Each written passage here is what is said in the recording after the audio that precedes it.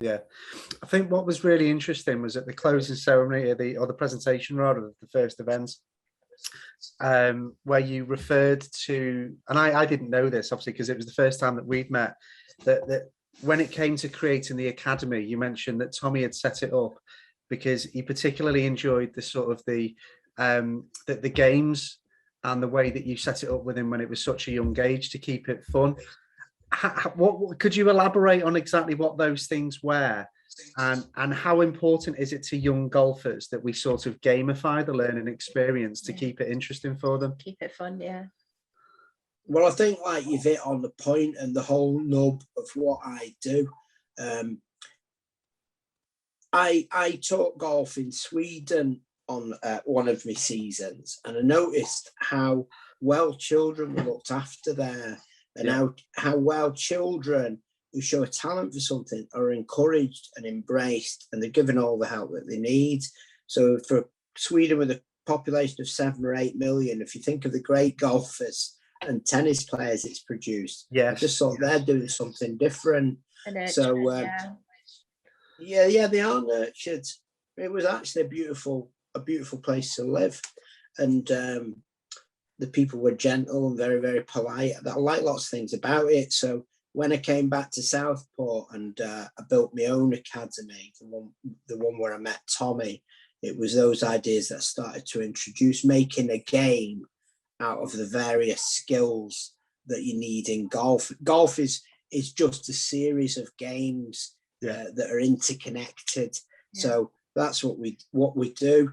But I suppose like one of the things that I wish I'd known as a kid, and I think like one of the things that really helped me, my dad was an only child and I was, and my dad had a great imagination and he could make games and stuff out of things, and he did that with me. So I've carried that on.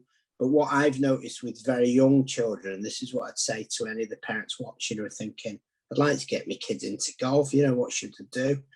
Well, what you need to do is get some sort of imaginative target in the garden, get some airflow balls, give them a plastic club. It could be a football net, and say hit the balls into the net. Kids love an imaginative target. When I think back to my start at golf, I hit my balls in the field. That's what I did. There was no target. If I'd seen a golf flag with a bit of tufty grass sticking out the bottom, I'd have thought that was absolutely magic. Yeah. So I've taken that target making to the highest level. So the highest level I can. So we have Minecraft targets. Okay, that might have took a dip in popularity. Now we have Fortnite targets. All sorts of targets. We even had a target of me, and all the heads are detachable. So if you say to a kid, there's a stormtrooper there, or Kylo Ren, knock his head off, you've instantly got a child who becomes engrossed with hitting balls at that target. You've got something to work with. Yeah. If you say to a child, right, put your left hand on, put your right hand on, see 2 knuckles on the left hand. Yeah. The way I was originally taught to teach, you're looking at a sea of blank faces. So I like to fire up the kids' imagination, think, what would I like to have done as a boy? Girls like it too. We're experimenting with some more girl-friendly targets. I'd like to have shot at something. And that's how I get them going. So we get them firing lots of balls. Once we get them firing lots of balls and trying to hit the targets, we're straight away into controlling where the balls go, the face of the club, the learning technique, without realizing that they're playing a game. And if the games are well enough thought through, a lot of skill acquisition takes place in the playing of the game. That's the basis of it. But you can ask me anything about the games and things like that. I wonder what kind of games he plays. I take them up and up and up in levels of sophistication, up to stroke gained type putting games. I'm always searching. I'm always willing to share my game ideas. And it's the heart and soul of it for me. Brilliant. The child inside of me as well. Yeah. I think what struck me there, my background is early years, and I think what you've really brought through is that children learn through play ultimately. That's something that is put through the early years systems over and over again. Children will learn through play, create those activities, and they learn without knowing that they're learning. And it's lovely to hear that the way that you're teaching is through those play ideas. And I think the other thing that really struck me was you must be keeping yourself young, knowing what the latest craze is with all these Fortnites and things like that, because I can't keep up.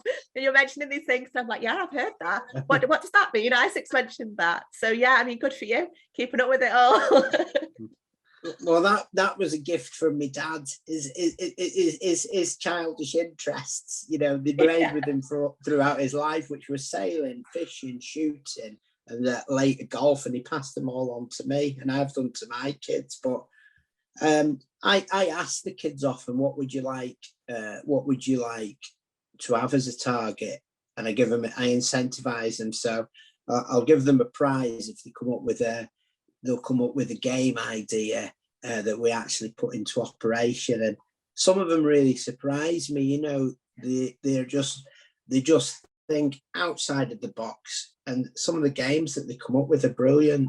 So I'm always listening to them. We were stuck on Fortnite at the moment. I'm not a massive fan of Fortnite, but I've got to go. I've got to go with the kids.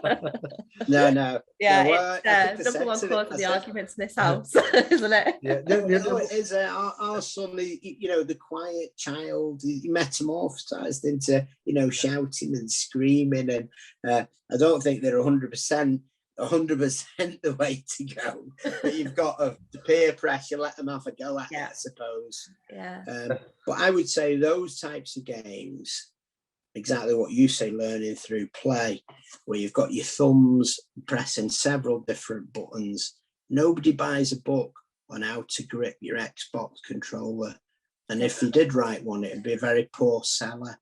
But because the game is so compelling, the children are free to experiment, and they actually intuitively find out how to work the controls. So it's exactly like you say, learn through play. The children can work several different buttons. They're not even watching what the hands are doing. And I try to make golf that exciting, that I can just nudge them in the right direction technique-wise. Yeah. It's interesting that you mentioned the Stormtrooper as well, because when Isaac was hitting some balls before the tournament yesterday, he noticed they decapitated Stormtrooper to the back of the bay, and it was the first thing he noticed when he walked in. So whatever you're doing, it sounds like it's working, because it took its head clean off. Yeah. Oh yeah. That was you get a sticker for that shot.